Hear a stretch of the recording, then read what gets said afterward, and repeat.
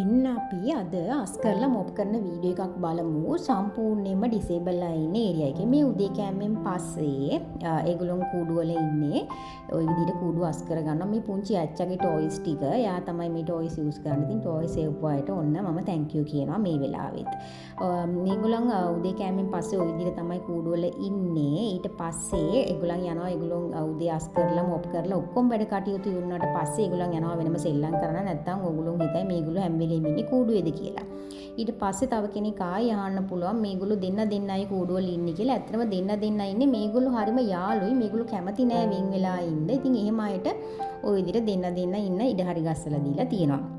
ඊට පස්සේ ওই විදිහට පල්ලෙහා කූඩුවත් ක්ලීන් කර ගන්නවා. ඒගොල්ලෝ නම් ඉතින් මේ වෙනකොට කක්කක් දාගෙන තමයි ඉන්නේ. ওই විදිහට ඔක්කොම ටික අස් කර ගන්නවා. මේ පැය 3ක විතර වීඩියෝ එකක් තමයි මම විනාඩි 3කට ගෙනල්ලා තියෙන්නේ. ඉතින් ඒ හින්දා මේ වීඩියෝ එක ගොඩක් ස්පීඩ් කරලායි තියෙන්නේ. මොකද සමහර තැන්වල ඕගොල්ලන්ට ඉතින් මම පෝස හසුරුවන විදිහට ඒගොල්ලන්ට හිරිහැරයක් වෙනවද කියලා නෑ. එහෙම නැහැ. මේ වීඩියෝ එක ස්පීඩ් හින්දායි සමහර තැන්වල ඕගොල්ලන්ට එහෙම පේනවා ඇත්තේ. ඔය පේනවනේ චණ්ඩි බණ්ඩිත් කූඩුවට ගියා. එයා කූඩුවේ ඉන්න කෙනෙක් නෙමෙයි ඉතින්.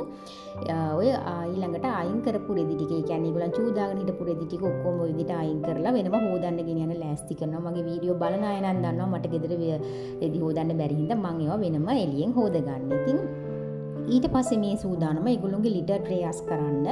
ඔය කෙනෙක් නම් තාම ලිටර් ට්‍රේ යූස් කරනවා. ඔය විදිහට ඒගොල්ලෝගේ මල පහ වෙනමම අයින් කරලා ඊට පස්සේ මම යූස් කරන්නේ දන්න අය දන්නවා ලී කුඩු වලින් හදන කැට්ලිට් එකක්. මම ඒක ඉස්සරහට පෙන්නන්නම් ඒ කැට්ලිට් එක මොන වගේද කියලා. ඉතින් ඔය විදිහට පෙනේරකින් හලනවා වගේ හලලා ඒ ලී කුඩු ටිකේ කැට්ලිට් ටික අයින් කරලා ඒවා වෙනම අයින් කරනවා. වෙනම අපි ඩිස්පෝස් කරන අයට ඒක යවන්න ඩිස්පෝස් කරන්න.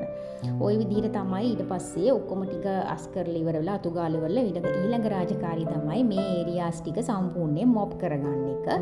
ওই විදිහට ඔය දැන් මොප් කරලා ඉවරලා ඊළඟට ඕගොල්ලෝ ඉස්සරහට දකින්නේ මේ මොප් කරන ඒරියා එකේ ඉන්න ඩිසේබල් අයව මම කොහොමද ක්ලීන් කරන්න කියලා. මේ ඉන්නේ මගේ බින්ගෝ. එයා හරිම ආදරණීය පුරුපුරුවෙක්.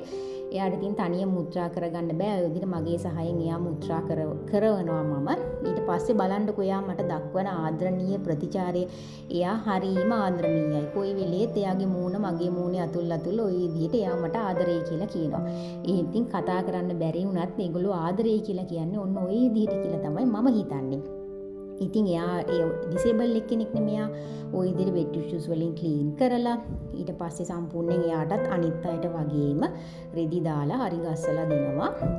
සැපට සනීපෙට ඉන්න. ඉතින් මේ හැමෝම කූඩු වලින් එළියට එනවා. මම කලින් කිව්වා වගේ මම මොප් කරලා ඒ මොප් කරපු තැන් වේරුණාට පස්සේ ඒගොල්ලෝ බිම නිදහසේ ඇවිදලා කරලා ඉන්නවා. ආපහු රෑ කෑම වේල වෙනකන් ආපහු ඒගොල්ලෝ ක්ලීන් කරලා රෑ කෑම වේලට තමයි මේගොල්ලෝ කූඩු වලට යන්නේ. සාමාන්‍යයෙන් ඒගොල්ලෝ කෑම කනවද අසනීපයක් තියනවද නැද්ද කියන එක හොයාගන්න පුළුවන් ලොකුම දේ තමයි කෑම කනවද නැද්ද කියන එකෙන්. ඉතින් ඒ නිසා තමයි මේගොල්ලෝ කූඩු වල වෙනම කෑම කන්නේ. ඔය විදිහට ඉතින් අස් කරලා වතුර දීලා බින්ගෝ මට ආදරේ කියලා ওই විදිහට ඔන්න ඒ වැඩ කටයුතු ටිකත් ඉවර වෙන්න තමයි ඊළඟට සූදානම්. ඕගොල්ලෝ ඊළඟට දකින්නේ මම අර මුලින් වීඩියෝ එකේ කිව්වා වගේ මේ තියෙන මම යූස් කරන කැට්ලිට එක ওই විදිහට අලුත් කැට්ලිට ඒගොල්ලන්ගේ ලිටර් ට්‍රේ වලට දාලා දෙනවා. ඊට පස්සේ ඕගොල්ලෝ දකින්නේ මම දකින්න ආසම දේ ඒගොල්ලෝ මිතෙන් අස් කරලා දුන්නාට පස්සේ ඒගොල්ලෝ නිදහසේ සතුටින් සැනසීමේ ඉන්නවා දකින්න එක.